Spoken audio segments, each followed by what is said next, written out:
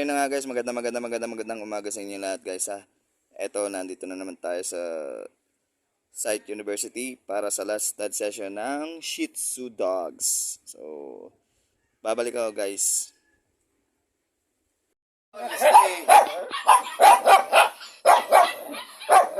So eto guys, nandito na tayo sa loob ng bahay ni Sir Ariel para sa last stud session ng ating mga Shih Tzu Dogs. Ito po yung stud niya na black Shih Tzu.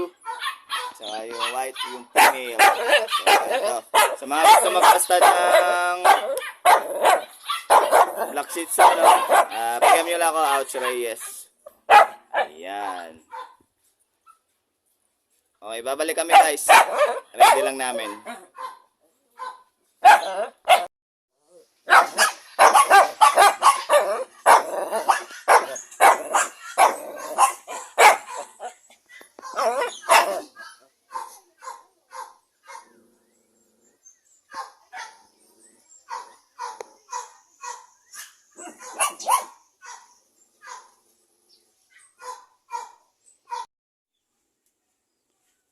At ayun na nga guys, natapos na tayo sa stud session ng ating mga Shih Tzu Dogs.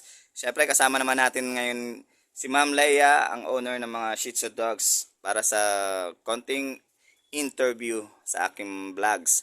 So good morning Ma'am Leia. Good morning din po sa inyo lahat. And welcome to my vlog ma'am. Ayan. Welcome to your vlog. Thank you so much ma'am sa tiwala niyo sa akin. Ako kung tinawagan niyo para mag-shoot ng inyong mga Shih Tzu Dogs. And medyo konting katanungan lang tayo ma'am about sa inyong mga dogs. Bakit po Shih Tzu Dogs ang inyong nagustuhang alagaan? Actually, I have a lot of breeds na gusto. Pero since young, talagang I'm already rearing not just dogs, even reptiles. I love almost every animal. Bakit ko nagustuhan yung Shih Tzus? Kasi it's because gusto ko rin ng toy dogs and in-house dogs. Ibig sabihin, pag nasa loob lang sila, mas madali silang maintain, i-manage. At the same time, they're very sweet. Yan talaga, and calm dogs. Yun lang para sa akin. Ano po pinagkaiban nila sa ibang mga may lahing aso na naalagaan nyo? Okay, yung bang mongrel o yung puro? Sa puro tayo. Puro at saka mongrel po. Okay, ibig sabihin kung sa mongrels, I found it na pagka mixed breed siya, they are quite smart. Even smarter than the purebred dogs. Yun. So, pero it doesn't matter naman, kahit naman smart or what, it doesn't matter. Basta all animals, I love them. Ang pagkakaiba lang siguro sa akin is, of course, meron silang certain, how you say this, meron silang certain names na sinasabi ng tao, pag sinabi mo, ay, Shih Tzu yan, ibig sabihin, ang connotation na pumapasok sa kanila is, ay, puro yan. So, yun lang napapansin ko kasi pag puro yung dogs, mas nabibigyan ng atensyon. Pero pagka medyo may breed na ng konti or mixed breed, medyo parang hindi na nila. Pero but for me, walang pagkakaiba kasi they are all loving dogs. Ilan taon na po kayo nag-aalaga ng Shih Tzu? Since young, I think since I was like 1 year old. But Shih Tzu, no. Ang first breed ng dog na inalagaan ko is Golden Retriever. When I was still very, very young. I was, my young age. Any tips, advice para sa mga gusto mag-alaga ng Shih Tzu puppies or adult? Okay, for those Shih Tzu lovers out there, para sa akin, all you have to do is constant care. Syempre, kailangan natin silang alagaan mabuti, ibigay natin ang tamang nutrisyon para sa kanila. Mag-research po tayo, hindi po tayo magbe-base sa hearsay or nasasabi ng ibang tao. So, we have to do is just widen up our knowledge kasi importante po yan. Hindi lang naman po kasi tayo mag-aalaga ng aso. It's actually a responsibility. Para silang tao, para silang mga bata. Ang mga bata umiiyak, nakakapagsalita ng humans can actually tell us kung ano yung nararamdaman nila. But we should put more constant care towards animals kasi hindi sila pwedeng magsalita. Hindi nila na-express ang kanilang nararamdaman.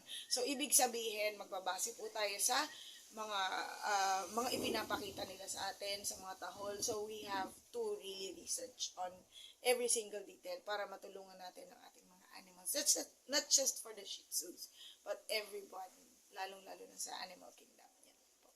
Ayun, maraming salamat po sa Salamat din. advice ninyo sa ating mga subscribers. And yun, thank you so much again ma'am sa tiwala niyo sa akin sa pagsushoot ng inyong aso. And hopefully, ayun, makapagpadami tayo na Shih Tzu. And syempre, paano po kayo makokontak kung sakaling may gusto magpa-stud sa inyong Shih Tzu dogs Yan. na stud? Okay. Ang personal FB ko po is Leia de la Cuesta, and I also have my Instagram, and of course sa TikTok po. Follow me then. TikTok Yes. is the Queen V of South. It stands for the Queen Vape of South. Since that's one of my business po, I'm in distribution ng vaping products. So yun po, Queen V of South, makikita nyo na po yun sa TikTok. Pero ang Facebook account ko po is Leia de la Cuesta. So you just have to browse through. Makikita nyo na po kaagad yung name ko.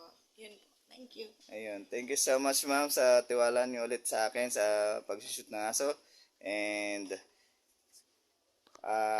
any shoutout? May shoutout ba kayo? Okay, shout out. Siguro, marami kasi rin ako mga dog breeders na kaibigan. But anyways, shout out po sa lahat ng nanonood. Of course, supportahan po natin lahat po ng mga nagva-vlog, especially yung mga good contents po, yung mga content creators katulad ni Kuya Ouch Reyes. Of course, don't forget that. Thank you. Sa mga lahat ng gustong stud, right? Okay? Or ano ba tawag? Magpa-shoot. Yon, magpa-shoot, of course. Yon, sorry po for that. Not stud, syempre. Okay, sa lahat ng gusto magpa-shoot, yan. All you have to do is type Ouch Reyes. Yun lang po makikita niyo po. Superb po. At least hindi lang kayo sulit na sulit kasi meron pa siyang mga pointers, and of course, bibigyan niya kayo ng maayos na pagkakaintindi kung paano po ninyo alagaan after ng shooting ng mga aso. Yun po. Marami po kayo matututunan. Thank you. Okay, thank you so much ma'am. And ayun. Hopefully, hindi lang ito yung Yung first na tayo sa aso. Yes. And ayun. So, thank you so much ma'am.